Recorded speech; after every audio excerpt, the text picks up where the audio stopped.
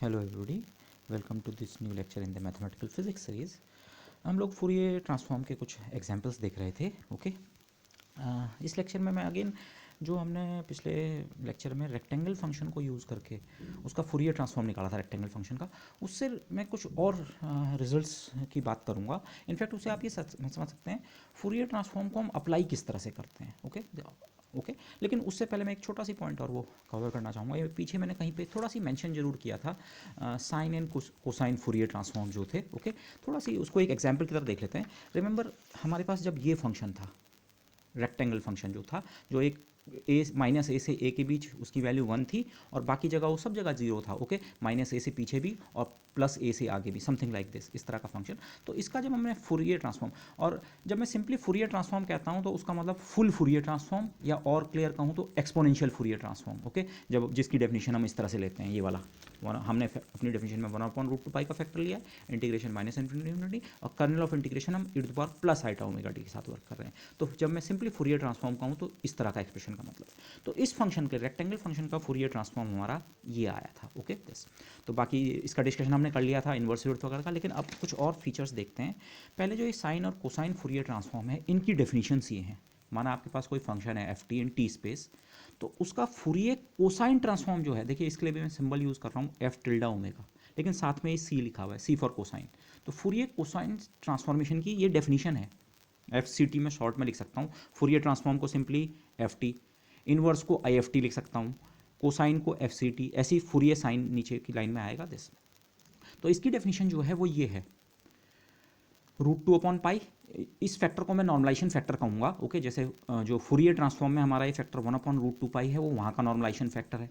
यहाँ पे normalisation factor change हो गया है। ओके, इनफैक्ट वैसे ये चेंज नहीं हुआ, आप अभी देखेंगे ये चेंज नहीं है, ये वहीं से आता है। ओके, बट ये डेफिनेशन की तरह अगर आप याद रखना चाह रहे हैं तो फूरियर कोसाइन ट्रांसफॉर्मेशन एटलीस्ट हमारे नोटेशन में ये बन रहा है, √2/पाई। ठीक है, इंटीग्रेशन की लिमिट 0 से प्लस इन्फिनिटी है, और एफ टी को कॉस ओमेगा टी से मल्टीप्लाई किया है। ये तीन चीज़ें मैंने अंडरलाइन की हैं कि फूरियर ट्रांसफॉर्म के रेस्पेक्ट में यहाँ पे क्या चेंज होता है। एक तो नॉर्मलाइजेशन फैक्टर इतना हो गया है, ये एक्चुअली 1/√2 का दुगना है। ओके, आप 2 से मल्टीप्लाई करें, √2 का फैक्टर एक कैंसिल होगा और एक √2 बच जाएगा दिस। इंटीग्रेशन की लिमिट लेकिन 0 से इन्फिनिटी है, माइनस इन्फिनिटी से प्लस इन्फिनिटी नहीं है, और दिस। तो ये अंडरलाइन किया है, बट ये डेफिनेशन है। और ऐसे ही फूरियर साइन ट्रांसफॉर्म उसी फंक्शन का या किसी भी फंक्शन एफ टी का आप इस तरह से डिफाइन करेंगे, √2/पाई integral 0 to infinity f t sine omega t d t. Okay, अब ये डेफिनेशंस मोटिवेशन का क्या फ़ायदा है, कब क्यों यूज़ करते हैं, क्या यूज़ करते हैं। अच्छा हाँ, यहाँ पे आप इनके इन्वर्स भी डिफाइन कर सकते हैं। आप टी स्पेस से ओमेगा स्पेस में चले गए। ओके, टी स्पेस से ओमेगा स्पेस में चले गए। ये सेम ओमेगा स्पेसेस नहीं है अगर आप वैसे सोच रहे हैं, लेकिन जस्ट एक ऑपरेशन की तरह सोचे तो हाँ, टी से ओमेगा में। और अगर आप सेम ऑपरेशन इस पर अप्लाई करें, एफ टिल्डा ओमेगा पे, ओके, जिसे आप इन्वर्स फूरियर कोसाइन ट्रांसफॉर्म कहेंगे, तो उससे आप फिर से अपना एफ टी रिकवर कर सकते हैं। ओके, लेकिन उसमें कुछ कंडीशन है, उसी की मैंने बात करनी है यहाँ पे। और ऐसे ही यहाँ पे तो इन्वर्सेस आप खुद देख लीजिए, ये मैं जस्ट डेफिनेशन आपको मैंने दे दी। ये इंपॉर्टेंट पॉइंट ये है, इसको जरा समझने की कोशिश करते हैं। देखिए, फूरियर कोसाइन और फूरियर साइन जो ट्रांसफॉर्म फंक्शंस हैं ये वाले, ठीक है, ये तो आप किसी भी फंक्शन एफ टी के लिए डिफाइन कर सकते हैं। आपको कोई भी फंक्शन एफ टी दे रखा है, आपने उसे यहाँ रखा, ये इंटीग्रल इवेल्युएट किया, ये बन गया, ये इंटीग्रल इवेल्युएट किया, मतलब किसी भी एफ टी के लिए आप एफ सी टिल्डा की बात भी कर सकते हैं और एफ एस टिल्डा की बात भी कर सकते हैं। ओके, इरिस्पेक्टिव ऑफ कि whether the given function is even और ऑड, इससे फ़र्क नहीं पड़ता है कि एफ टी इवन है या ऑड। मैथमेटिकली आपको ये करने से कोई नहीं रोक रहा है कि आप ये कैलकुलेशन करो और ये निकाल लो और ये कैलकुलेशन करो ये, तो मैथमेटिकली तो ये ऑपरेशंस डिफाइंड है। बट पॉइंट क्या है, इंपॉर्टेंट पॉइंट ये है, जो फूरियर कोसाइन ट्रांसफॉर्म की जब हम बात करते हैं, मैंने यहाँ पे शुड लिखा है, शुड का मतलब इस तरह से ना सोचें कि ऐसा ही करना है, बट शुड का पॉइंट क्या है, it should be use for even F T only. ये वाला जो ऑपरेशन है जिसे हम फूरियर कोसाइन ट्रांसफॉर्म कह रहे हैं, ये वाला ऑपरेशन तब करना चाहिए, या ज़्यादा बेटर ये बोलना होगा, तब यूज़फुल होता है जब ये फंक्शन इवन हो। उसका रीज़न मैं अभी आपको बताता हूँ। अगर फंक्शन इवन है तो आप उसका फूरियर कोसाइन ट्रांसफॉर्म लीजिए, उसके साथ फिर कुछ मैनिपुलेशंस कैलकुलेशंस आप कीजिए।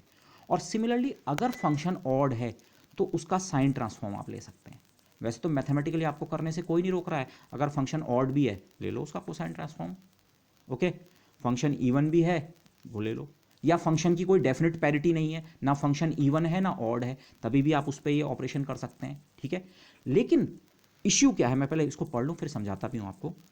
F C should be use, या वहाँ यूज़ करना चाहिए जब गिवन फंक्शन हमारा क्या हो, इवन हो, ओके दिस।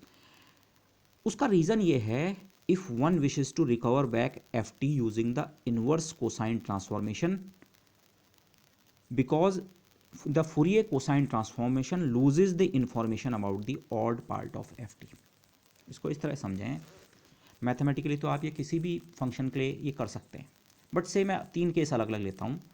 माना आपका ये गिवन फंक्शन इवन था, तो इस इवन फंक्शन से आपने कोसाइन ट्रांसफॉर्म किया। अभी मैं साइन की तो बात ही नहीं कर रहा हूँ, साइन ट्रांसफॉर्म को भूल जाइए, हम केवल कोसाइन ट्रांसफॉर्म को देख रहे हैं। इवन फंक्शन आपको दे रखा था, आपने किया कोसाइन ट्रांसफॉर्म, कोई फंक्शन मिला, और इस फंक्शन का आप फिर से इनवर्स फूरियर कोसाइन ट्रांसफॉर्म ही करेंगे, केवल इनवर्स फूरियर कोसाइन ही करना है। कोसाइन से यहाँ गए और इनवर्स कोसाइन आप करेंगे, आपको आपका एफ टी फंक्शन वापस मिल जाएगा। लेकिन ये तब की सिचुएशन है जब जिस फंक्शन से आपने स्टार्ट किया है वो इवन है, ओके। इनफैक्ट अगर ये फंक्शन इवन होगा तो यहाँ भी आपको इवन फंक्शन मिलेगा, ओके। तो इट्स समथिंग लाइक दैट। लेकिन इवन फंक्शन से स्टार्ट करें और कोसाइन ट्रांसफॉर्म करें तो फिर इनवर्स कोसाइन ट्रांसफॉर्मेशन करके आप वो सकते हैं। लेकिन इसके बजाय से आपका ये गिवन फंक्शन होता ऑड, आपको जो फंक्शन दे रखा है ऑड, आपने कहा नहीं इस ऑड फंक्शन का मैं कोसाइन ट्रांसफॉर्म लेता हूँ, तो ऑड फंक्शन का अगर आप कोसाइन ट्रांसफॉर्म लेंगे तो आपको 0 मिलेगा। वो आप सिंपली चेक कर सकते हैं, ये कॉस ओमेगा टी जो फैक्टर है ये टी का इवन फंक्शन है, टी की जगह माइनस टी रखने से इस पर कोई फर्क नहीं पड़ता है, ठीक है। ये limits of integration 0 to infinity कैसे बनती हैं, ये एक्चुअली लिमिट्स ऑफ इंटीग्रेशन पहले माइनस इन्फिनिटी टू इन्फिनिटी होती हैं। Think of it this way, अभी मैं कैलकुलेशन में आपको शो करूंगा तो आपको और क्लियर होगा, बट पॉइंट ये है। और अगर आपके पास कोई जनरल फंक्शन है, ना वो साइन है ना कोसाइन है, सॉरी ना इवन है ना ऑड है, तो ये वाला ट्रांसफॉर्मेशन उसके इवन पार्ट की इंफॉर्मेशन को तो बचा के रखेगा, लेकिन ये उसके ऑड पार्ट की इंफॉर्मेशन को लूज कर देगा। तो फिर जब आप इनवर्स फूरियर ट्रांसफॉर्म पे जाएंगे, मैथमेटिकली ये करके यहाँ तो कुछ आपको मिलेगा, पर जब आप फिर से इनवर्स कोसाइन फूरियर ट्रांसफॉर्म करेंगे तो आपको पूरा का पूरा फंक्शन वापस नहीं मिलेगा, क्योंकि कोसाइन वाली प्रोसेस में ऑड पार्ट की इंफॉर्मेशन लॉस्ट हो जाती है। तो इसीलिए मैंने ये कहा कि करने को तो मैथमेटिकली आपको ये करने से कोई नहीं रोक रहा है, पर जैसे हमने लाप्लास ट्रांसफॉर्म में भी देखा और अभी तक जो हमारा एक्सपोनेंशियल फूरियर ट्रांसफॉर्म था उसमें हम हमेशा कहते हैं आप किसी भी फंक्शन से स्टार्ट करें उसकी कोई इन्फॉर्मेशन लॉस्ट नहीं होती है, आप अपना पूरा फंक्शन रिकवर कर सकते हैं। लेकिन यहाँ एक इश्यू ये आ रहा है, ओके। और वैसे भी इंटीग्रेशन की लिमिट भी केवल 0 से इन्फिनिटी अप्लाई करने का सेंस यही है, फंक्शन या तो इवन टाइप का होगा या ऑड टाइप का होगा, ओके। क्योंकि नेगेटिव रीजन में आपने बात ही नहीं की कि नेगेटिव रीजन में फंक्शन का बिहेवियर कैसा है, तो ये है नेगेटिव रीजन में फंक्शन या तो ओरिजिनल फंक्शन जैसा है या ओरिजिनल फंक्शन के अपोजिट है। लेकिन अगर फंक्शन इवन होगा तो आपको ये नॉन जीरो मिलेगा, कुछ फाइनाइट मिलेगा, और अगर फंक्शन ऑड होगा तब तो ये डेफिनेटली यहाँ से आपको वो मिलेगा, ओके। वैसे तो ये इंटीग्रल केवल 0 से इन्फिनिटी डिफाइंड है, ऑड या इवन इस सेंस में नहीं कहना चाहिए, but hopefully you understand the idea, और आगे आप देखेंगे। तो इसी सेंस में मैंने ये चीज़ कही है, नोशन ये है, ये डेफिनेशंस हो गई, पर कोसाइन ट्रांसफॉर्म तब अप्लाई करना चाहिए यूजुअली अगर फंक्शन इवन है, और सिमिलरली साइन ट्रांसफॉर्म तब अप्लाई करना चाहिए, साइन और फिर उसका इन्वर्स साइन, अगर आपका गिवन फंक्शन क्या हो, ऑड हो, ओके दिस। तो इसीलिए F C should be used for even functions only if one wishes to recover back the function using the inverse cosine transformation, because the Fourier cosine transform loses information about the odd part, okay yes. हाँ कि कभी आप केवल mathematical curiosity या किसी और कारण से, माना आप ऑड इन्फॉर्मेशन लॉस्ट होने में आपको कोई दिक्कत नहीं है, ठीक है, कोई आपने फंक्शन एंटर किया, यू नो दिस रिजल्ट, किसी भी आर्बिट्री फंक्शन को आप इवन और ऑड पार्ट में ब्रेक कर सकते हैं। तो अगर आपने फंक्शन के ऑड इन्फॉर्मेशन में आपको इंटरेस्ट नहीं है तो तब आप उसका कोसाइन ट्रांसफॉर्म भी कर सकते हैं, और हो सकता है कहीं ऐसी जरूरत भी पड़ती हो, और ऐसे ही हो सकता है अगर फंक्शन के इवन पार्ट में आपको इंटरेस्ट ना हो, उसे आप लूज ही करना चाह रहे हो, तो पॉसिबली आप इस ट्रांसफॉर्मेशन को देख सकते हैं। बट अदरवाइज जनरल मतलब एक इस तरह से माइंड में आप सेटअप रखिए, ये ट्रांसफॉर्मेशन यूजुअली इवन फंक्शंस के लिए अप्लाई करेंगे, इसको ऑड के लिए अप्लाई करेंगे, ओके। अदरवाइज जिस तरह से ये डेफिनेशन आपको दे रखी है, अगर आप केवल स्ट्रिक्टली इन डेफिनेशंस को देखें तो ये तो इवन और ऑड की यहाँ बात ही अप्लाई नहीं होती है, फंक्शन ही आपका 0 से इन्फिनिटी में डिफाइंड है। तो ओके, इवन ऑड का कंसेप्ट ही नहीं आता है, ओके, बट मैं इस तरह से इसको मोटिवेट कर रहा हूँ। इसको इसी एग्जांपल में हम समझें, अब रेक्टेंगल फंक्शन के एग्जांपल में समझें तो you will see this, okay. तो सिमिलरली जो फूरियर साइन ट्रांसफॉर्म है एफ टिल्डा एस ओमेगा जो निकालते हैं, यूजुअली इसको it should be done for odd F T only. Mathematically तो आप किसी भी फंक्शन को पुट करके इंटीग्रल इवेलुएट करके फूरियर साइन ट्रांसफॉर्म निकाल सकते हैं, बट यूजुअली इस तरह की अप्रोच रहती है, ओके। दिस से रेक्टेंगल फंक्शन का एग्जाम्पल लें। हाँ, इस ये लाइन मैंने फिर से यहाँ पे लिखी है, जो फुल फूरियर ट्रांसफॉर्म होता है, फुल मतलब एक्सपोनेंशियल वाला फूरियर ट्रांसफॉर्म, जो कि हम e to power plus eta omega T के साथ कर रहे हैं, और फिर जो इन्वर्स फूरियर ट्रांसफॉर्म होता है जो कि e to power minus iota omega T के साथ होता है, दे प्रिजर्व एनी फंक्शन।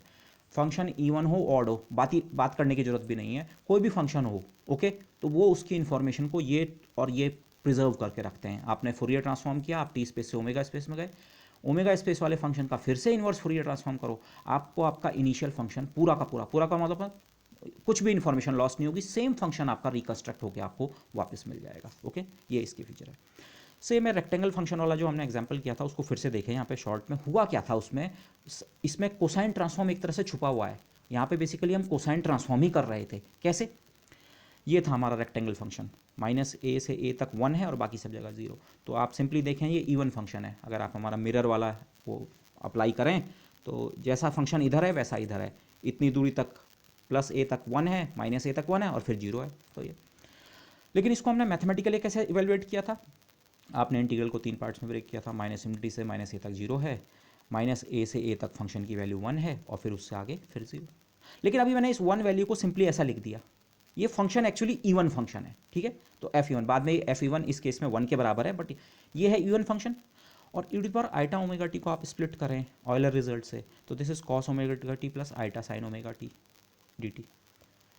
अच्छा, ये लिमिट्स इन जनरल अगर आप इस एग्जाम्पल, ये तो मैंने क्योंकि मैं एग्जाम्पल कर चुका हूँ इसलिए मैं इसको लेके चल रहा हूँ। अदरवाइज आप जनरल सोचिए, आपके पास कोई इवन फंक्शन है और वो इस तरह से आपने स्प्लिट नहीं किया है, तो इंटीग्रेशन की लिमिट माइनस इन्फिनिटी से इन्फिनिटी भी हो सकती है। तो सोचिए आपने एफ टिल्डा ओमेगा लिखा है किसी फंक्शन का, एक्सपोनेंशियल वाला फूरियर ट्रांसफॉर्म, फंक्शन इवन है, गिवन फंक्शन इवन है, लिमिट्स ऑफ इंटीग्रेशन होगी माइनस इन्फिनिटी टू इन्फिनिटी, ये वाला स्टेप वहाँ पे अप्लाई नहीं हो पाएगा। और लेकिन जो e to the power iota omega t है उसे आप हमेशा ऐसे स्प्लिट कर सकते हैं। तो उसके बाद आपका इंटीग्रल एक्चुअली 2 पार्ट्स में ब्रेक हो रहा है। नॉर्मलाइजेशन माइनस ए टू ए या जनरल केस में माइनस इन्फिनिटी आपका even function into cos omega T और प्लस एक आइटा, हाँ यहाँ आइटा होगा, सॉरी आइटा, वही even function into sine omega t d T. ये पूरा का पूरा फंक्शन, पूरा मतलब दिस इंटू दिस, ये अभी भी एक इवन फंक्शन है टी का। ये तो हम कह रहे हैं कि हमें जो फंक्शन दे रखा है वो तो टी का इवन फंक्शन था ही, इस एग्जांपल में ऐसा सोचें, या जनरली कोई और फंक्शन इवन फंक्शन, जबकि ये फंक्शन भी टी का इवन फंक्शन है, टी की जगह माइनस टी रखने से कोई फर्क नहीं पड़ता। तो ये ओवरऑल एक इवन फंक्शन है। और इंटीग्रेशन इस वाले एग्जाम्पल में रेक्टेंगल फंक्शन में इंटीग्रेशन माइनस ए से है, जनरल केस में हो सकता है माइनस इन्फिनिटी से इन्फिनिटी हो, बट आप जानते हैं अगर एक ओवरऑल इवन फंक्शन है और उसका इंटीग्रेशन अगर आप सिमेट्रिक इंटरवल पर कर रहे हैं, सिमेट्रिक का सेंस मेरा ये है जीरो से उतना ही पीछे नेगेटिव से शुरू कर रहे हैं और उतना ही आगे पॉजिटिव तक जा रहे हैं, और जिस फंक्शन का ओवरऑल इंटीग्रेशन कर रहे हैं अगर वो इवन हो तो उस इंटीग्रल को आप कैसे लिख देते हैं? ट्वाइस कर देते हैं, और केवल जीरो से एक साइड का इंटीग्रल, जीरो से ए तक का इंटीग्रल इवन। और अगर सेम प्रोसेस इंटीग्रेशन का इंटरवल तो सिमेट्रिक हो, या तो माइनस इन्फिनिटी से प्लस इन्फिनिटी या माइनस ए से प्लस ए, लेकिन जिस फंक्शन का ओवरऑल इंटीग्रेशन कर रहे हैं अगर वो ऑड हो तब इंटीग्रल जीरो बनता है, जैसा कि सेकंड इंटीग्रल में होगा। एफ तो हमें माना इवन फंक्शन दे रखा है, लेकिन साइन ओमेगा टी जो है ये टी का ऑड फंक्शन है, टी की जगह माइनस टी रखने पे टी ये साइन चेंज करता है, तो ओवरऑल ये फंक्शन ऑड है। तो ऑड फंक्शन का इंटीग्रल किसी सिमेट्रिक इंटरवल के, सिमेट्रिक से मेरा मीनिंग ये है, ओके, ये टेक्निकल या सही शब्द नहीं है यहाँ पे, बट ये तो इसका इंटीग्रल जीरो। तो आप कोई भी इवन फंक्शन लेंगे, रेक्टेंगल तो एक एग्जाम्पल है, आप कोई भी इवन फंक्शन लेंगे और इस एक्सपोनेंशियल को इस तरह से ब्रेक करेंगे तो एक कॉस वाला इंटीग्रल आपका सर्वाइव करेगा, साइन वाला खत्म हो जाएगा। और इसकी अपोजिट सिचुएशन भी आप यहीं पे से एनालाइज कर लीजिए।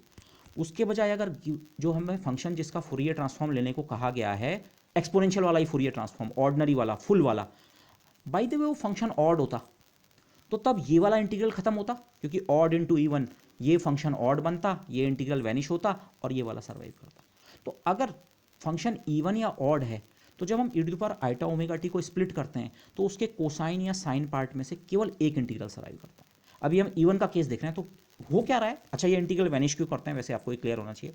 माना ये कोई इवन फंक्शन है, मैंने ऐसे ही बनाया, मतलब जैसा ये ओरिजिन से पॉजिटिव साइड में है वैसा ही ये ओरिजिन से नेगेटिव साइड में भी है।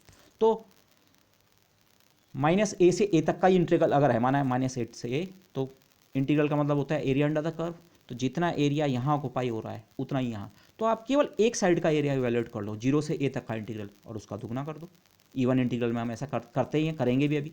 और ऑड इंटीग्रल का मतलब कुछ ऐसा है, ऑड फंक्शन के इंटीग्रल का मतलब, ठीक है, function numerical value of area तो दोनों साइड बराबर है, पर एक साइड का एरिया अगर पॉजिटिव है तो दूसरी साइड का नेगेटिव, या ऐसे हो सकता था यहाँ का नेगेटिव यहाँ का पॉजिटिव। लेकिन टोटल एरिया जब आप टोटल इंटीग्रेशन करके माइनस ए से ए तक का टोटल एरिया निकालेंगे वो 0 बन रहा है, इसीलिए दिस। तो अब ये इंटीग्रल तो हो गया खत्म, अगर गिवन फंक्शन इवन है। तो फिर बचा क्या, इस इंटीग्रल को माइनस ए से ए के बजाय मैं ट्वाइस मैंने कर दिया और केवल 0 से प्लस है, और जनरल केस में 0 से प्लस इन्फिनिटी। ये ट्वाइस का फैक्टर आप देख रहे हैं, और ये 2 का फैक्टर इस रूट 2 को कैंसिल करेगा, तो √2/π। जो फूरियर साइन और कोसाइन की डेफिनेशन में रूट नॉर्मलाइजेशन फैक्टर 1/√2 के बजाय उसका दुगना है, वो इसलिए है।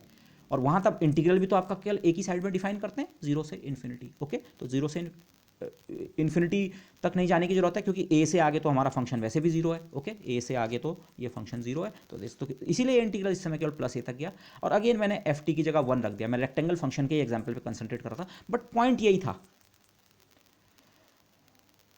से आपका कोई जनरल फंक्शन है ना, वो इवन है ना ऑड है, लेकिन इस स्टेप पे आके कुछ इंफॉर्मेशन उसकी लॉस्ट हो जाएगी अगर आप केवल एक इंटीग्रल परफॉर्म कर रहे हैं।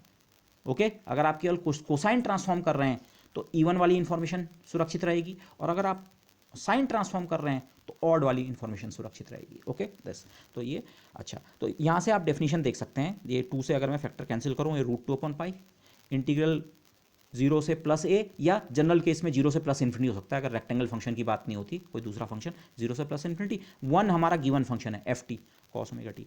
प्लीज़ चेक कीजिए पिछले पेज पे, एग्जैक्टली यही एक्सप्रेशन है फूरियर कोसाइन ट्रांसफॉर्म का। तो फूरियर कोसाइन ट्रांसफॉर्म का आप नोशन समझ सकते हैं कहाँ से आता है। ओके दिस, तो उसको आप स्पेसिफिक केस समझिए कि मोस्ट जनरल तो यही वाला ट्रांसफॉर्मेशन हम बात करेंगे। ओके, लेकिन थिंक ऑफ इट दिस वे कि अगर गिवन फंक्शन इवन है तो केवल उसके कोसाइन ट्रांसफॉर्म से भी काम चला सकते हैं। कोसाइन ट्रांसफॉर्म करो और फिर इन्वर्स कोसाइन ट्रांसफॉर्म करो, वो सेम रिजल्ट मिलेगा जो आपको एक्सपोनेंशियल फूरियर ट्रांसफॉर्म से मिलना था।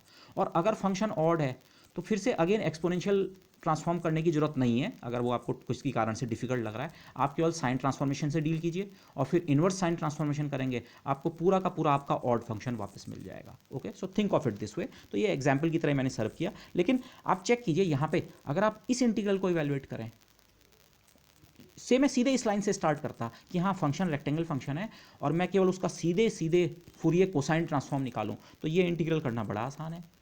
कॉस ओमेगा टी का integral sign omega T upon omega, limits रखनी है 0 से a तक। ओके, लोअर लिमिट पे t की जगह 0 रखा, साइन 0 खत्म हो गया, साइन ओमेगा ए ओवर ओमेगा, और ये फैक्टर। जब हमने रेक्टेंगल फंक्शन का एक्सपोनेंशियल वाला फूरियर ट्रांसफॉर्म किया था, एग्जैक्टली यही रिजल्ट मिला था, सारे फैक्टर्स सही थे, ये भी इतना ही था। तो लेकिन अब की बार तो आप इसे अगर यहाँ से स्टार्ट करें, इस लाइन से आगे आप स्टार्ट कर रहे हैं, आप तो बोलेंगे हमने तो उस फंक्शन का केवल फूरियर कोसाइन ट्रांसफॉर्म निकाला।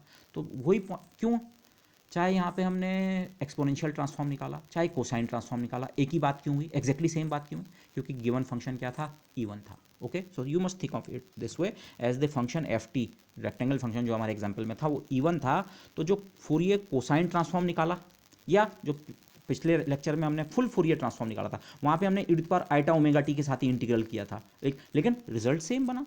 ठीक है, और ऐसा ही इन्वर्स में भी होगा। आप अगर केवल इस फंक्शन को लें, ओमेगा स्पेस में एक फंक्शन है, और इस पे केवल inverse Fourier cosine transform apply करो, फुल वाला नहीं, e ओमेगा टी वाला नहीं, फूरियर कोसाइन की डेफिनेशन आप खुद देखिए और उसके इन्वर्स को भी देखिए।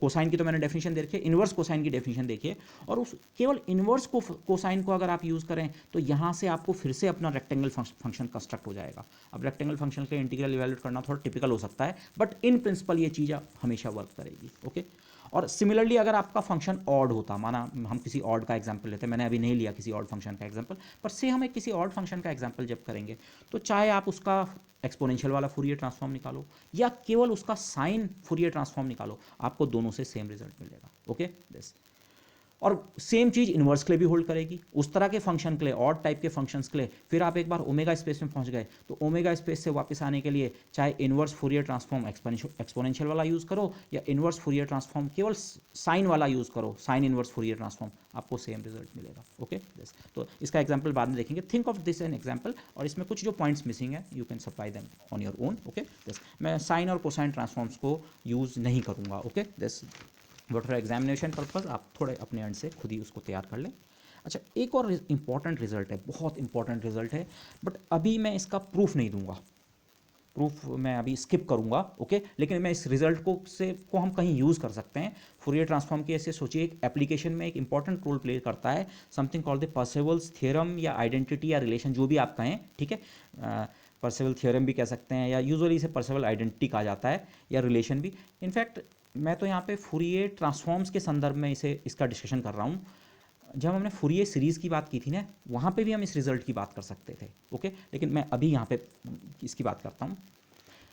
रिजल्ट ये है, टी स्पेस में एफ टी जी स्टार, ये स्टार जो है कन्वोल्यूशन का साइन नहीं है, ये सिंपली कॉम्प्लेक्स कॉन्जुगेशन का साइन है। जी टी कोई फंक्शन था लेकिन माना हो सकता है वो कॉम्प्लेक्स फंक्शन हो, तो उसका कॉम्प्लेक्स कॉन्जुगेट। ओके और एफ टिल्डा, यहाँ मैं टिल्डा लगाना भूल गया, एफ, इस सिचुएशन को पहले यहाँ देखिए प्लीज सी केयरफुली, ये टी स्पेस है, ओमेगा स्पेस है, फूरियर ट्रांसफॉर्म। अब मैं फूरियर ट्रांसफॉर्म का मेरा मतलब है फुल वाला एक्सपोनेंशियल वाला, ठीक है, e to the power plus eta omega T का, और हमारा नॉर्मलाइजेशन फैक्टर है 1/√2π वो वाला। तो एफ टी का Fourier transform F tilde omega, या इसका इन्वर्स फूरियर ट्रांसफॉर्म ये। ऐसे ही कोई फंक्शन जी टी है, अभी मैंने स्टार की बात ही नहीं की, जी टी कोई फंक्शन है और उसका फूरियर ट्रांसफॉर्म है जी टिल्डा ओमेगा। तो अब जो फंक्शन आपको टी स्पेस में जी टी है, आप हमेशा उसका कॉम्प्लेक्स कॉन्जुगेट ले सकते हैं, ये जो भी फंक्शन हो इसका कॉम्प्लेक्स कॉन्जुगेट ले सकते हैं। तो अगर मैं कहीं पे जी स्टार टी लिखता हूँ, उसका ये मतलब है पहले एक फंक्शन जी टी है और उसका फिर हमने कॉम्प्लेक्स कॉन्जुगेट लिया टी स्पेस में।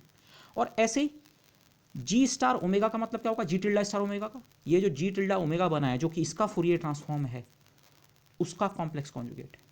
लेकिन एक पॉइंट जो स्टूडेंट्स कई बार कंफ्यूज रहते हैं, वो सोचते हैं ये इसका फूरियर ट्रांसफॉर्म है। नहीं, देखिए मैंने स्टार्ट किया बिना स्टार वालों से, जी टी का फूरियर ट्रांसफॉर्म जी टिल्डा ओमेगा, और इसका कॉम्प्लेक्स कॉन्जुगेट जी स्टार टी है, और इसका complex conjugate G tilde omega star. Okay जी, पहले सोचिए जी टिल्डा ओमेगा बनाया और लास्ट में कॉम्प्लेक्स कॉन्जुगेट कर दिया। ओके दिस, तो be very careful about this.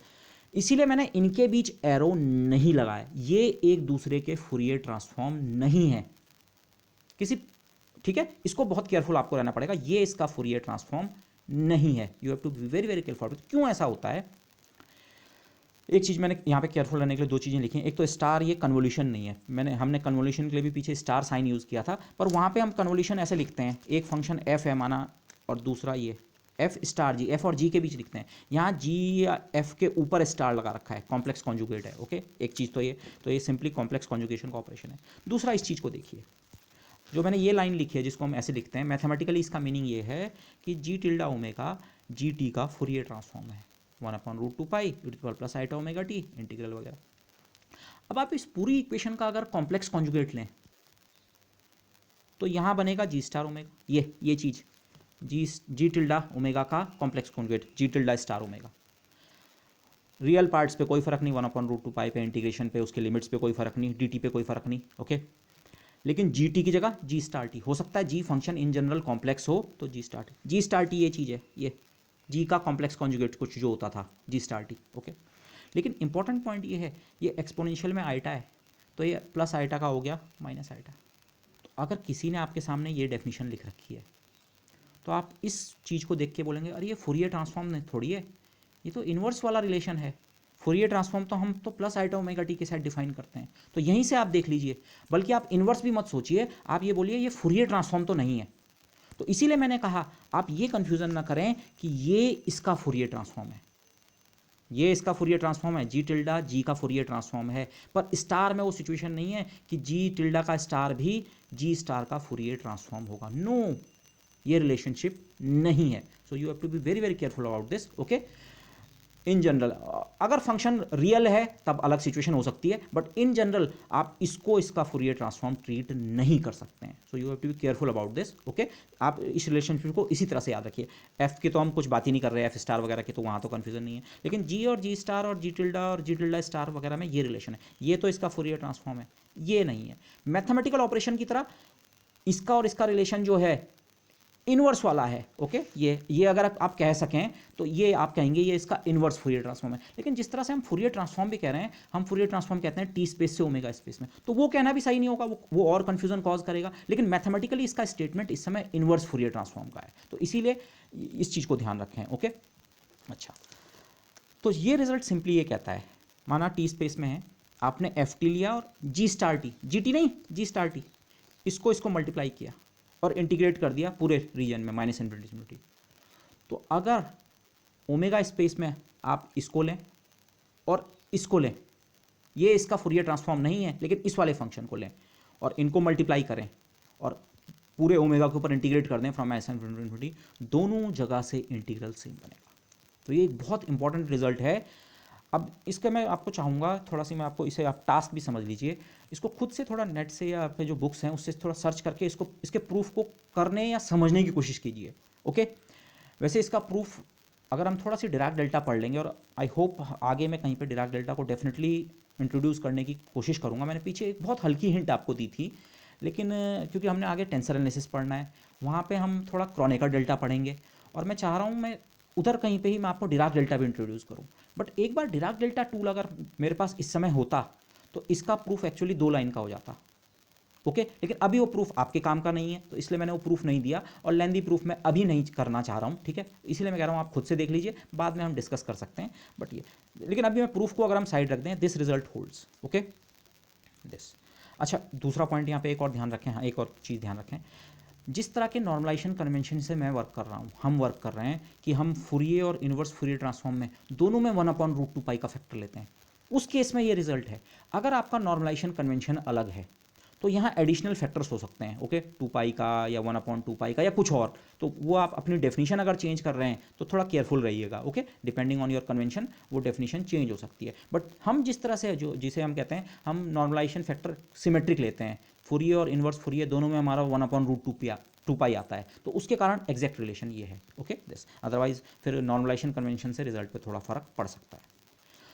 और इसका एक पर्टिकुलर स्पेशल केस जो है, जिसके रिलेटेड मैं एक एग्जांपल भी करूँगा नहीं, इनफैक्ट आपको एक सवाल दूंगा उस पर, लेकिन जो फिजिक्स में बहुत इंपॉर्टेंट जिसका नोशन है, उसके लिए से जीटी फंक्शन के भी अगर एफ टी के ही बराबर होता, माना यहाँ आप एफ टी ले रहे हैं और दूसरे फंक्शन की जगह एफ टी का स्टार, तो उसको मैथमेटिकली हम ऐसे कह रहे हैं put G T equal to F T. तो अगर जी टी की जगह आपने एफ टी रखा, ये जी टी एफ टी था, तो G tilde omega f tilde omega ही रहा होगा। Okay, this. और फिर स्टार्स पे भी सेम सिचुएशन अप्लाई होगी, सेम मतलब G star omega basically f tilde star omega के बराबर होगा, एंड ऑल दोज थिंग्स। तो उस केस में ये F T into F T का स्टार नहीं हटा, हमने केवल कहा जी की जगह हम एफ की बात कर रहे हैं, तो जी स्टार की जगह एफ स्टार की बात, तो एफ इंटू एफ स्टार को आप लिख सकते हैं मॉड एफ स्क्वायर। ऐसे ही एफ टिल्डा ओमेगा, और ये हो जाएगा एफ टिल्डा ओमेगा का स्टार, तो F tilde into F star कितना हो जाएगा, मॉड एफ टिल्डा का स्क्वायर। यस, तो इन द पर्टिकुलर केस कि जब आपने इस फंक्शन की जगह ये सब्स्टिट्यूट कर दिया, ये रिलेशन, कई बार इसे भी परसेवल्स आइडेंटिटी कह देते हैं, पर ये उसका एक स्पेशल केस है। ठीक है, मोर जनरल परसेवल आइडेंटिटी 2 अलग अलग फंक्शंस के लिए भी वर्क करती है। बस इसको मैं सिंपली ऐसे रीड कर रहा हूँ, the mod squared integral in either space is same. Qualitatively ये जो आपको चीज़ दिमाग में बैठानी है, अभी क्योंकि हमने प्रूव भी नहीं किया इसलिए मैं वो भी नहीं करूँगा बहुत ज़्यादा, लेकिन स्टिल आप इस रिजल्ट को थोड़ा सी दिमाग में बैठा लें तो आपको ये फ्यूचर में हेल्प करेगा। नेक्स्ट सेमेस्टर में जब हम क्वांटम मैकेनिक्स स्टडी करेंगे तो वहाँ पे ये रिजल्ट हमारे लिए यूज़फुल रहेगा। Okay, in general Fourier transform बहुत इंपॉर्टेंट रहेगा, और उसका जो ये परसेवल आइडेंटिटी से जो ये रिलेशन आता है ये बहुत इंपॉर्टेंट रहेगा। तो ये मॉड स्क्वायर्ड इंटीग्रल, सिंपली आपने एफ का स्क्वायर नहीं किया है और सिंपली एफ टिल्डा का स्क्वायर नहीं किया है, mod square. Okay, mod squared integral आप चाहे टी स्पेस में करो चाहे ओमेगा स्पेस में, आपको दोनों जगह से सेम रिजल्ट मिलता है। सिंपली मैंने इस तरह से लिखा है। ये क्यों इंपॉर्टेंट होता है, हो सकता है अभी आप इस चीज़ को बहुत ज़्यादा ना समझें, बट क्वांटम मैकेनिक्स में जब इस चीज़ को पढ़ें आप, ओके, जब आपको पढ़ाया जाए तो आप यहाँ से कनेक्ट करने की कोशिश उस समय करेंगे, तो hopefully it will help you. Quantum mechanics जब आप पढ़ेंगे तो वहाँ पे आप बात करते हैं वेव फंक्शन की, तो आप कुछ इस तरह का एक रिलेशन देखेंगे कि mod psi x square d x का integral from minus infinity to infinity is equal to से मॉड फाइव पी का स्क्वायर का integral from minus infinity to infinity with respect to p. यहाँ पे साई एक्स और phi p जो है ना, ये इन्हें हम कहते हैं वेव फंक्शन, लेकिन ये एक्चुअली वेव फंक्शन दो अलग अलग तरीके के हैं। साई एक्स को से मैं कहूँगा कोऑर्डिनेट स्पेस वेव फंक्शन, और इसको कहूँगा मोमेंटम स्पेस वेव फंक्शन। ये क्वांटम मैकेनिक्स की लैंग्वेज है, लेकिन एक्चुअल अगर आप जो हम जिस तरह से हम मैथमेटिकल फिजिक्स स्टडी कर रहे हैं, ये साई एक्स और फाइव पी फंक्शंस जो है ना, ये एक्चुअली हम कहेंगे एक स्पेस है एक्स स्पेस और एक स्पेस है पी स्पेस। टी और ओमेगा नहीं कहेंगे, एक्स और पी स्पेस।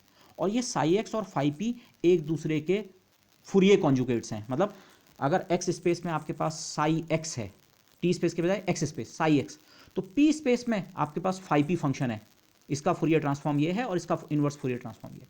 तो इस तरह का रिलेशन ऑटोमेटिकली फॉलो होगा। अगर परसेवल्स आइडेंटिटी ट्रू है तो ये रिलेशन होल्ड करना चाहिए। ओके, इस फंक्शन को मैंने जैसे यहाँ तो हम नोटेशन यूज़ कर रहे थे एफ और एफ टिल्डा, तो इस लैंग्वेज में अगर मैं लिखता तो शायद मुझे इसे साई टिल्डा लिखना चाहिए था, बट यहाँ मैंने क्वांटम मैकेनिक्स की लैंग्वेज नोटेशन यूज़ किया जो यूजुअली हम यूज़ करते हैं। और इसका फिजिकल इंटरप्रिटेशन क्या होता है, अगेन ये भी अभी शायद आपको क्लिक नहीं करेगा, या थोड़ा मॉडर्न फिजिक्स कोर्स से शायद थोड़ा क्लिक अगर कर भी जाए।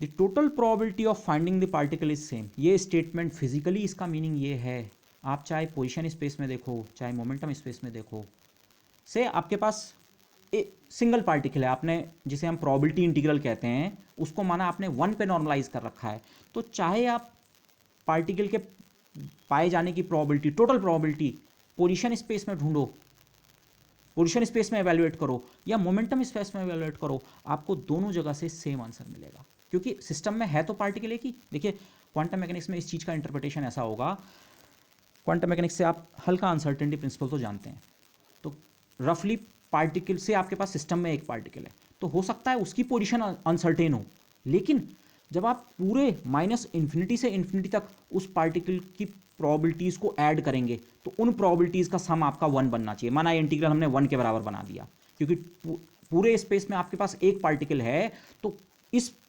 इंटीग्रल पूरे स्पेस में अगर उस पार्टिकल को ढूंढे माइनस इन्फिनिटी से इन्फिनिटी तक, तो टोटल प्रोबेबिलिटीज़ का सम कितना होगा, वन।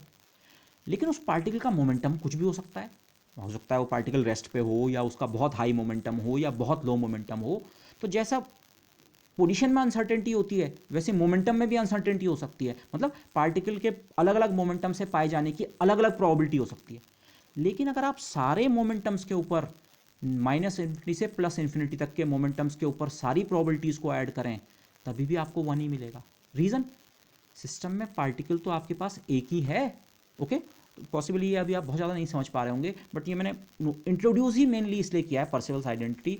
इससे रिलेटेड कुछ सवाल भी हमारे पास आ सकते हैं, बट इंपॉर्टेंटली मैं इस चीज़ को डिस्कस करना चाह रहा था which you will encounter in the future. Okay, तो अभी मैं इसको फिर और ज़्यादा वो नहीं करता हूँ, बट यहाँ पर मैं आपको एक सवाल जरूर देना चाहूँगा। से आप इस रिजल्ट को ट्रू माने तो फिर ऑटोमेटिकली ये रिजल्ट भी ट्रू है मैथमेटिकल फिजिक्स के डोमेन में, तो क्या आप ये इंटीग्रल इवेल्युएट कर सकते हैं, integral minus infinity sine square x over x square d x. मैं आपको हिंट दे रहा हूँ, रेक्टेंगल फंक्शन, जिससे मैं अभी एक दूसरा एग्जांपल भी करूँगा, रेक्टेंगल फंक्शन माइनस ए से ए तक फंक्शन वन और बाकी जगह जीरो, इसका फुरियर ट्रांसफॉर्म हमने निकाला था √2/π साइन ओमेगा ए और ओमेगा। अगर आप ए की जगह वन रख दें, ठीक है, तो ये साइन ओमेगा ओवर ओमेगा बच गया। और ओमेगा, इस सवाल को आप ओमेगा के टर्म में भी सोच सकते हैं और एक्स के टर्म में भी सोच सकते हैं। एक्स डमी वेरिएबल है, आप इसे sine square omega over omega square D omega का सवाल भी कर सकते हैं। साइन स्क्वायर अगर ए की जगह वन है, इस फंक्शन का स्क्वायर, अब ऐसे परसेवल्स आइडेंटिटी में मॉड स्क्वायर आता है, लेकिन अगर आपका फंक्शन रियल है तो तब मॉड का कोई फर्क नहीं पड़ता है। ठीक है, मॉड की जरूरत तब पड़ेगी अगर फंक्शन में इमेजिनरी पार्ट है, लेकिन अगर फंक्शन रियल है, माना आप एफ टिल्डा ओमेगा की जगह ये फंक्शन सोचें, ए की जगह वन रखे साइन ओमेगा अपॉन ओमेगा, तो उसका मॉड स्क्वायर कितना होगा, sine square omega over omega square, sine square omega over omega square. तो फिर इस रिजल्ट को यूज़ करके इस इंटीग्रल को इवैल्यूएट करने के बजाय आप इस इंटीग्रल को इवैल्यूएट करने की कोशिश कर सकते हैं। और ये वाला फंक्शन एक बहुत सिंपल फंक्शन है, रेक्टेंगल फंक्शन। रेक्टेंगल फंक्शन का एक्चुअली आपको स्क्वायर करना पड़ेगा, पर रेक्टेंगल फंक्शन का स्क्वायर भी आसान है। रेक्टेंगल फंक्शन का स्क्वायर करने का मतलब जहाँ पे फंक्शन जीरो है वहाँ पे जीरो, और जहाँ पे वन है वन का स्क्वायर कितना होता है, वन। जो रेक्टेंगल फंक्शन हमने लिया है जिसकी हाइट वन है, तो उसका स्क्वायर भी फिर से सेम रेक्टेंगल फंक्शन बनेगा। तो होपफुली आप इसको ट्राई जरूर कीजिए। ओके, थोड़ा हिंट आपको इससे मिलेगी, मैं इस सवाल को नहीं कर रहा हूँ पर इससे मिलता जुलता कि कैसे हम फूरियर ट्रांसफॉर्म की टेक्निक्स को इस्तेमाल करते हैं। पर्सिवल थ्योरम का एक वो ये भी हो सकता है, माना ये इंटीग्रल इन जनरल निकालना टफ हो रहा है, थोड़ा टिपिकल हो सकता है वाला इंटीग्रल इवेल्युएट करना, कुछ टेक्निक से आप कर सकते हैं कॉम्प्लेक्स एनालिसिस और उससे, लेकिन से एलिमेंट्री मेथड से आपको नहीं आता है। लेकिन अगर आप ये रिलेट कर पा रहे हैं, अरे ये फंक्शन या ये फंक्शन तो एक बहुत सिंपल फंक्शन का फूरियर ट्रांसफॉर्म है, तो फिर आप पर्सिवल आइडेंटिटी या किसी दूसरी चीज़ से इस तरह के इंटीग्रल्स को भी इवेल्युएट कर सकते हैं। अब मैं इसको तो इवेल्युएट नहीं कर रहा हूँ, मैं एग्जाम्पल की तरह एक दूसरा सवाल कर रहा हूँ, बहुत सिंपल सवाल ये है, 0 से इन्फिनिटी तक साइन एक्स ओवर एक्स का इंटीग्रल इवेल्युएट कीजिए। ओके, इवेल्युएशन ये करना है। सिंप्लिसिटी के मैंने सीधे वेरिएबल का नाम चेंज कर दिया, समेशन का वेरिएबल डमी होता है तो एक्स की जगह मैंने ओमेगा ले लिया, लिमिट्स को नहीं छेड़ा, कुछ नहीं छेड़ा। ओके, लिमिट 0 से इन्फिनिटी है, प्लीज़ चेक, 0 से infinity sine omega over T. मुझे ये सवाल करने को दिया गया है। अब इसको करने के तरीके और भी हैं, हो सकता है आपको आता भी हो, आप जितनी वो जानते हैं इंटीग्रेशन टेक्निक्स, उससे भी ये हो जाएगा वैसे। ओके, और फिर जब आप कॉम्प्लेक्स एनालिसिस वगैरह पढ़ते हैं आगे मैथमेटिकल फिजिक्स में एमएससी लेवल पे, तब इस तरह के सवाल हम करते हैं। लेकिन अगर हमने फूरियर ट्रांसफॉर्म पढ़ लिया है, मैं परसिवल्स आइडेंटिटी की भी बात नहीं कर रहा हूँ, केवल फूरियर ट्रांसफॉर्म अगर हमें निकालना आता है तो, और रेक्टेंगल फंक्शन का फूरियर ट्रांसफॉर्म अगर हमने कर लिया है, तो फिर इस इंटीग्रल को हम कर सकते हैं। ओके, तो ये कुछ ट्रिक्स हैं। ओके, कि इसे आप सोच सकते हैं फूरियर ट्रांसफॉर्म का एप्लीकेशन। वैसे तो फूरियर ट्रांसफॉर्म के बहुत सारे एप्लीकेशंस हैं, लेकिन आप इसे फूरियर ट्रांसफॉर्म का एक एग्जाम्पल की तरह समझिए। यूजुअली इस तरह का सवाल आपको पूछा जाएगा तो रेक्टेंगल फंक्शन के साथ ही ये सवाल पूछा जाएगा, क्योंकि ये रेक्टेंगल फंक्शन का फूरियर ट्रांसफॉर्म है, तो ये सवाल अलग से यूजुअली कम होगा। ठीक है, कि रेक्टेंगल फंक्शन से आपने फूरियर ट्रांसफॉर्म निकाला और उसके लास्ट में एक सवाल हो सकता है, अच्छा अब आपने रेक्टेंगल फंक्शन का फूरियर ट्रांसफॉर्म निकाल दिया है तो इस इंटीग्रल को भी इवैल्यूएट कीजिए। तो आप इसे इस तरह से सोचें। तो रेक्टेंगल फंक्शन का वाला सवाल हमने ये किया था, रेक्टेंगल फंक्शन ये था, फंक्शन 1 था अगर मॉड टी था लेस देन ए, मैंने फिगर यहाँ पे नहीं बनाया बट यू अंडरस्टैंड, और बाकी मॉड टी ग्रेटर देन ए रीजन में क्या था, 0, माइनस इन्फिनिटी से माइनस ए तक 0 था, माइनस ए से प्लस ए तक 1 था, और उसके बाद फिर 0। और इसका जो फूरियर ट्रांसफॉर्म हमने निकाला था एग्जैक्टली ये है, न्यूमेरिकल फैक्टर्स के साथ √2/पाई साइन ओमेगा ओवर ओमेगा, ये था। अच्छा, और फूरियर ट्रांसफॉर्म की डेफिनेशन ये होती है, एफ टिल्डा ओमेगा, ये फैक्टर e प्लस आई मीटर ओमेगा टी। ओके, एक चीज़ पहले यहाँ चेक कर लीजिए, मुझे जो इंटीग्रल निकालना है उसमें केवल साइन ओमेगा है और यहाँ है ओमेगा ए। बाकी कांस्टेंट तो बहुत आसान होते हैं, कांस्टेंट तो इंटीग्रेशन से बाहर, और लेफ्ट हैंड साइड से आप राइट हैंड साइड में क्रॉस मल्टीप्लाई कर देंगे, ये नहीं है। लास्ट में हमें ए की जगह 1 रखना पड़ेगा। ओके, वर्क हम इसके साथ करेंगे लेकिन लास्ट में ए को 1 रख देंगे, so that is what we are going to do. लेकिन अब रिमेंबर यहाँ पे हम क्या कर रहे हैं, ठीक है, ये यहाँ तक का पार्ट हम कर चुके हैं, लेकिन इसको अब यहाँ कैसे अप्लाई करेंगे इस सवाल को सॉल्व करने के।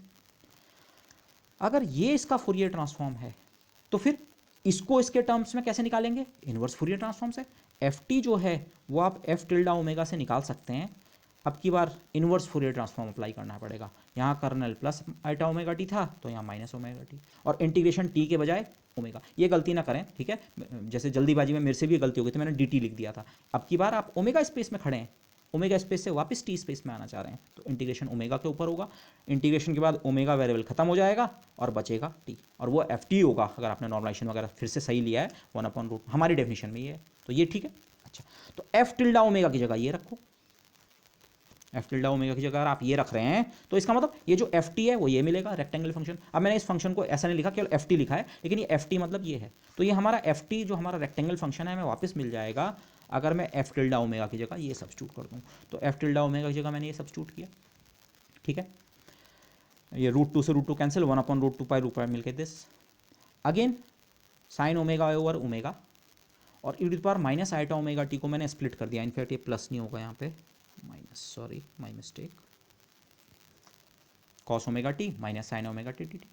इस इंटीग्रल को आप 2 पार्ट्स में ब्रेक कर दीजिए, एक ये फंक्शन इंटू कॉस, एक ये function into sine omega T, और साथ में माइनस आइटा का फैक्टर बाहर से। ओके, अच्छा, अब इंटरेस्टिंग पॉइंट देखिए, ये जो फंक्शन है ये ओमेगा का है ओवरऑल इवन फंक्शन। अब ये इवन कैसा है थोड़ा केयरफुली देखिए, देखिए ओमेगा की जगह आप माइनस ओमेगा रखें, साइन ओमेगा ये साइन चेंज करेगा, माइनस हो जाएगा, कॉस ओमेगा टी पे कोई फर्क नहीं पड़ेगा, ये साइन चेंज नहीं करेगा, लेकिन ये डिनोमिनेटर का ओमेगा भी साइन चेंज करेगा, तो कुल मिला के 2 साइन चेंज हो रहे हैं, तो ओवरऑल माइनस माइनस कैंसिल होके प्लस, ये 3 जो फैक्टर्स हैं जो ओमेगा का बेसिकली जो हम कहते हैं जिस फंक्शन को हम इंटीग्रेट कर रहे हैं, ओवरऑल इसका इंटीग्रेशन हो रहा है -∞ से इन्फिनिटी तक किसी सिमेट्रिक इंटरवल में। तो जिस चीज़ का इंटीग्रेशन सिमेट्रिक इंटरवल में हो रहा है, अगर वो इवन हो तो क्या कर सकते हैं, इंटीग्रेशन केवल एक साइड में परफॉर्म करो, 0 से केवल अपर लिमिट +∞ तक जाओ, लेकिन इंटीग्रल क्या कर दो, ट्वाइस कर दो। तो वो हम कर सकते हैं, वो हम नेक्स्ट स्टेप पे कर देंगे। और उसके बजाय यहाँ जो फंक्शन है इसमें भी 3 जगह ओमेगा है, ये ऑड है, साइन ओमेगा माइनस साइन लेके आएगा, ये भी साइन ओमेगा की जगह माइनस ओमेगा रखना है, टी से कोई मतलब नहीं है, ए से कोई मतलब नहीं है, ओमेगा, ये भी ओमेगा की जगह माइनस ओमेगा रखने पे नेगेटिव साइन लाएगा, नेगेटिव नेगेटिव और ये भी नेगेटिव, कुल मिला के 3 नेगेटिव साइंस हैं आपके पास। तो ओवरऑल ये क्या है, नेगेटिव ऑड फंक्शन।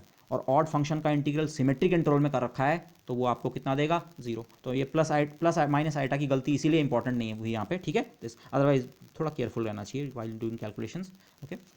लेकिन ये पार्ट खत्म हो गया, तो आपको क्या रिजल्ट मिला, ये 2 और पाई का फैक्टर तो आपने बाहर ले लिया, कांस्टेंट वॉटेवर 2/पाई, 0 से infinity sine omega into cos omega T upon omega D omega. इस रिजल्ट को मैंने ऐसे लिख दिया, अब मैंने इस साइड को लेफ्ट में लिखा है, तो और इसका 2/पाई मैं क्रॉस मल्टीप्लाई करके दूसरी साइड ले गया, तो integral 0 to infinity sine omega A cos omega T upon omega D omega बराबर π/2 ft। और ft हमें ध्यान रखना है, ft हमारा रेक्टेंगल फंक्शन है, मतलब जब तक मॉड टी की वैल्यू a से कम है तब तक उस रीजन में वो फंक्शन 1 है, और बाकी सब जगह क्या है, 0। अब यहाँ से अब हम अपने सवाल को देखेंगे, यहाँ से अब अपने क्वेश्चन को देखें आप। क्वेश्चन तो हमें पूछा गया है, हाँ इंटीग्रल तो 0 से इन्फिनिटी का ही है, लेकिन साइन ओमेगा अपॉन ओमेगा का केवल, इंटीग्रल 0 से इन्फिनिटी है, लेकिन हमें चाहिए केवल साइन ओमेगा अपॉन ओमेगा। लेकिन इस जनरल एक्सप्रेशन में अगर आप एक तो a की जगह रख दें 1, तो ये तो साइन ओमेगा और ओमेगा तो ये बन जाएगा, और t की जगह अगर आप 0 रख दें तो कॉस 0 होने के कारण 1, ये हमारे सवाल में रिड्यूस हो जाएगा, a की जगह 1 और t की जगह 0।